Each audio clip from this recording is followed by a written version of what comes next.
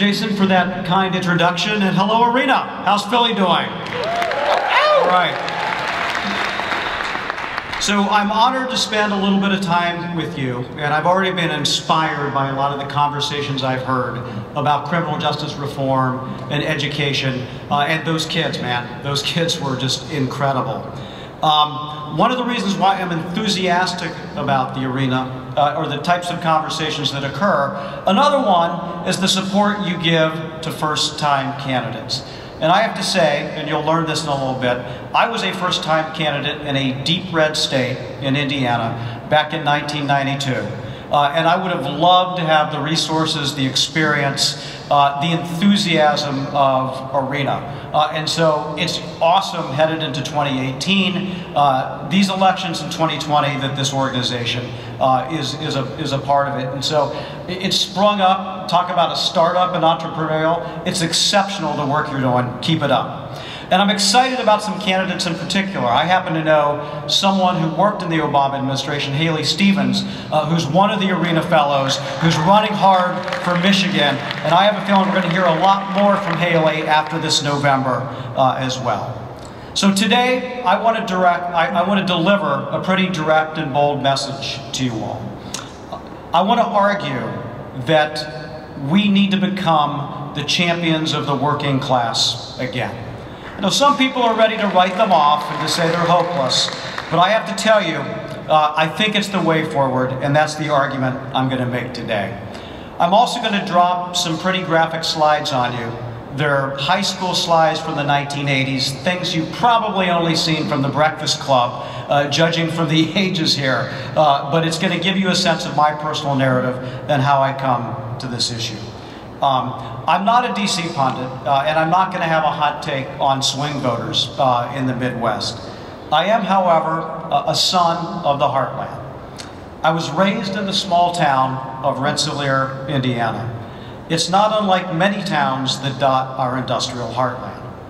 It's full of promise and industry, but also left with the residue of factory closures, of a downtown that's been hollowed out by Walmart, and by plenty of heartache to go around.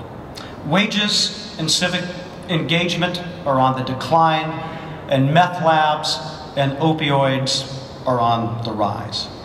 Chalk it up to globalization, to technology, or to the other changes that are washing over rural America.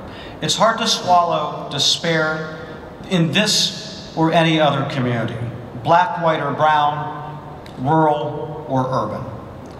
Now, lots of my hometown friends voted for Donald Trump, hoping he was the solution, overlooking the fact that it's hard to say you're for American workers and for towns like mine if you sit on a golden toilet, declare bankruptcy as a hobby, and make all of your products overseas. So like most Americans, many of my high school classmates didn't complete a four-year college degree, either by choice or by necessity. And many of my former classmates are now and have been working class since the late 1980s. They've been earning an hourly wage. They've been making the things that make our country great. They've been rebuilding our roads and our bridges. They've been changing our bedpans. They've been stocking the shelves of our stores. They've been unloading the boxes at the big warehouses. They've been caring for our most vulnerable. They've been harvesting and preparing our food, all things that too many of us take for granted every day. And I have to say, I get my own economic reports from my classmates' Facebook posts and from their texts, and not from the Wall Street Journal is telling me what's happening in our country. And I can think of a classmate in particular, his name's Ulysses, who went to work in an auto factory, and when times were good, he bought a house, he bought a car, had an amazing family, and he had to buckle down when times were not so good, just more than a decade ago. Now, I was back in my hometown this past summer, and I have to say it was quite an eye-opener. Yes, unemployment is low, and the stock market is rolling. You've seen your 401k plans. But something's still missing. Something is still missing. Wages are too low. Too many people are living paycheck to paycheck. For sale signs on homes are getting old and they're looking weather-beaten. And I have to say, even our small liberal arts college in our town has closed down. The weeds grow on vacant lots, and the new economic development catch was not a factory, it was a Dollar General store.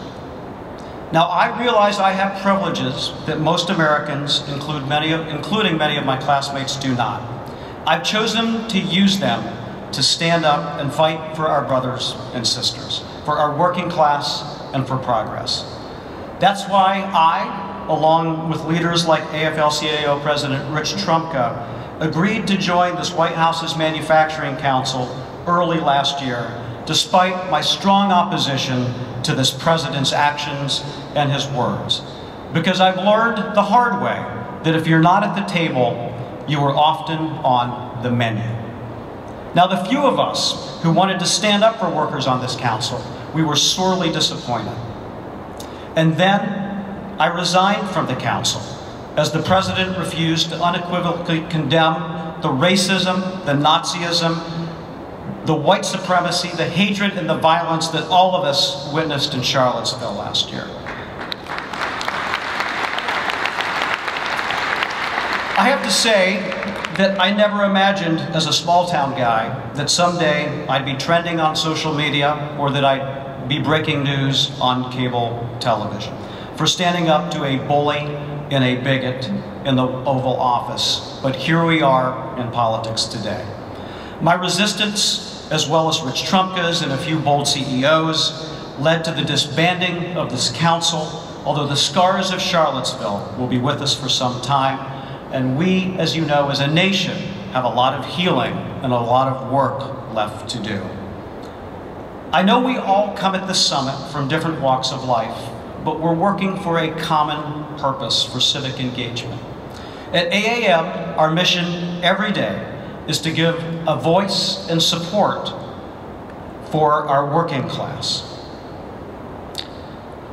We want to give the future makers a fighting chance as well. Now, for the past few years, our AAM team has spent a lot of time in nearly every corner of America. It maps where a lot of you are from pretty well. In cities big and small, we have been talking to the working class about their lives, about their hopes, their communities, and their dreams. Now, I'll be the first to admit that working class Americans are not the monolith that they're often made out to be. Politically, not all working class Americans supported Donald Trump, but enough of them did in a few key swing states.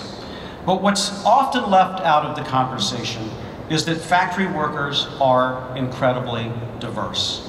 Historically, Black working class Americans experienced generations of discrimination and hard ceilings, and they only enjoyed more freedoms and opportunities just as factory employment began its collapse, as we've documented in detailed reporting. Trapped in place by redlining, by discrimination, deindustrialization had a devastating and disproportionate impact on Black workers right here in Philadelphia and in places like Baltimore and St. Louis, Cleveland, Detroit, Chicago. We see the residual effects decades later. More recently, rural white workers have also felt this squeeze. When the factory moves out, local wages go down all over town. Now, many folks stay in these communities, anchored by culture or squeezed by underwater mortgages. Millions of stories of downward mobility can be plotted not only in our urban centers, but also in the rural communities that dot our landscape. And it was this despair that Donald Trump sought to harness in 2016 and channel into resentment and into votes.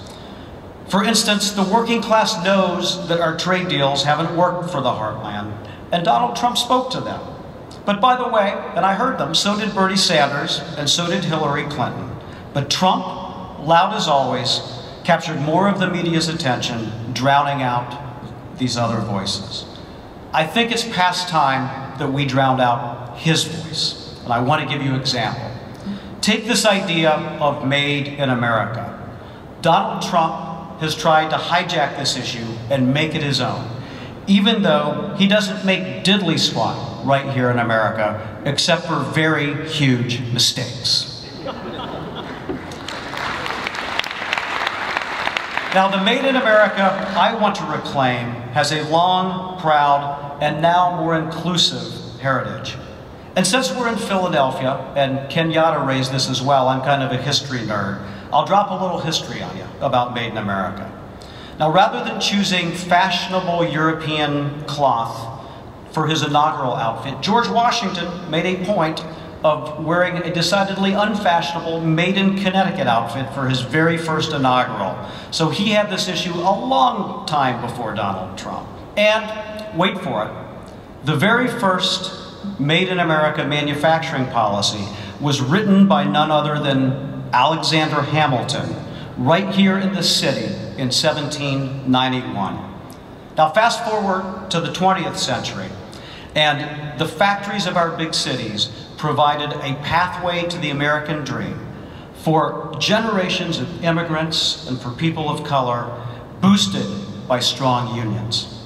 And though it now seems so long ago, just about a decade ago, Barack Obama rescued the American auto industry and its workers from oblivion and had, as Jason said, Made in America front and center in his recovery agenda. I know many of you in this room were central to its success, as was Haley Stevens, the Arena Fellow and an amazing advocate for manufacturing.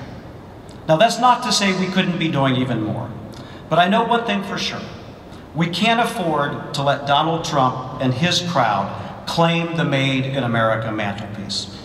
It's part of Steve Bannon's master plan to capture working class votes. And I have to say, do you really want to prove Steve Bannon right about anything at all? I know I sure don't. Now here's another thing I know. We can't be seduced by the siren calls of the Koch brothers and their ilk. And they'd like nothing more to have Democrats join them in becoming the party of outsourcing, of offshoring jobs, and of libertarian international economics. They've been courting Democrats aggressively on this, but I don't need to remind you that the Koch brothers never have and never will keep the interests of American workers at heart. Now, to be sure, Trump's tweets, his overheated rhetoric, and broken promises won't put us on a better path, nor will the Koch brothers, but a smart, progressive vision will. And we know this because we've listened to thousands upon thousands of working class Americans over the past few years. And here are a few things that we've learned. No one is just a worker. Working class Americans are also someone's child, someone's spouse, their partner, their sibling, or their neighbor. Supporting workers means supporting the communities in which we live. And from our conversations around the country, we've heard a lot about what happens when a factory closes down. When times are bad, the social fabric of the community is ripped apart when it can least afford it. We don't realize who the most prolific donors to food banks and to social services are until that factory closes, when folks need the help the most. And today, at a time communities need that support, it's shocking to see local organizations stretched and depleted because they've lost the support from the very factories that have closed. Add into that more self-harm, more drugs, more divorces that occur after layoffs, and factor in fewer customers at the restaurants and the stores, and you have yourselves the making of profound economic and social shock on a community level. This shock has been experienced not in dozens of communities nor even in hundreds, but rather in thousands of the small towns in our industrial heartland. And I will say, even though I'm a proponent, the mantra of getting retrained means very little in communities like these. Instead, everyone wonders how the hell we let that factory close in the first place. Everyone wants a better deal. We've been a voice for our working class, trying to get our brothers and sisters that better deal. Now, I need you to consider a question. Have all of us in this room done right by working class Americans? Have we respected the dignity of all work, as Dr. King reminded us to do more than 5 decades ago? Have we done everything we could to keep that factory open? Have we not only empathized with, but also respected and truly valued our workers? I'm a social progressive as well as an economic progressive. And I think it's important to remember this, that the social and the economic fabrics of our nation and of these distressed communities are interwoven.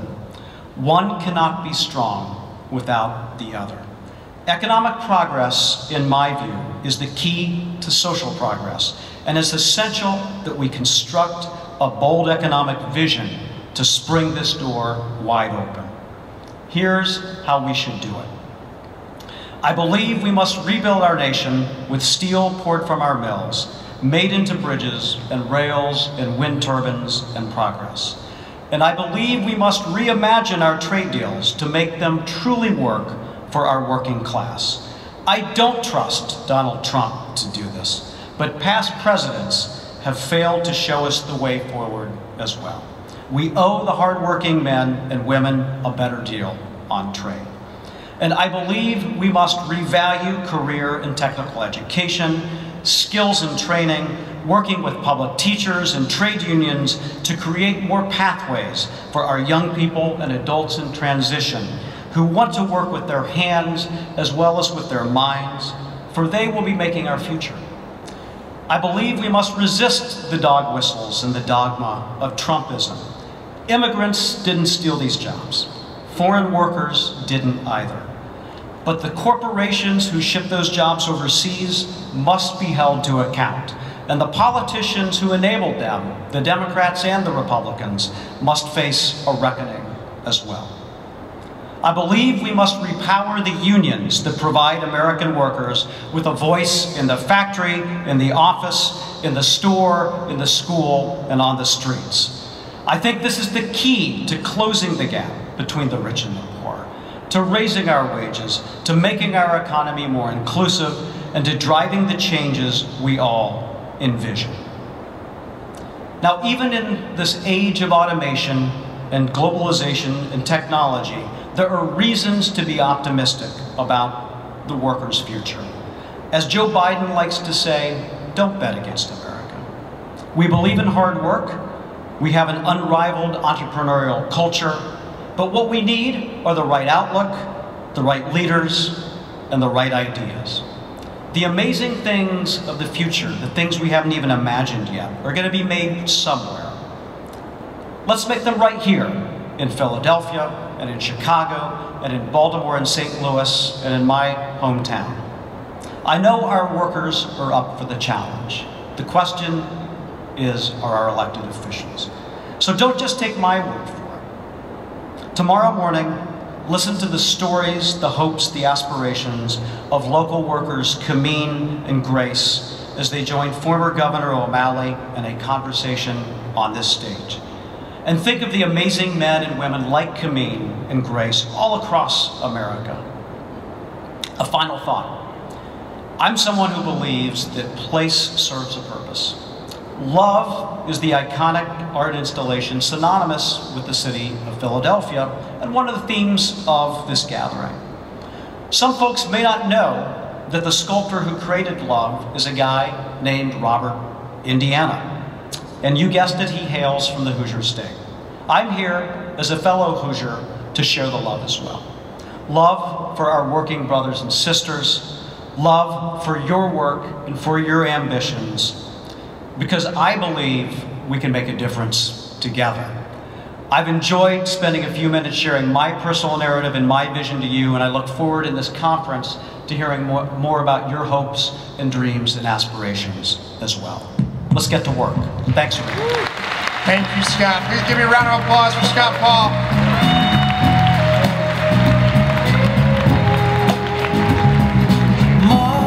Mother, there's too many of you. I love that song.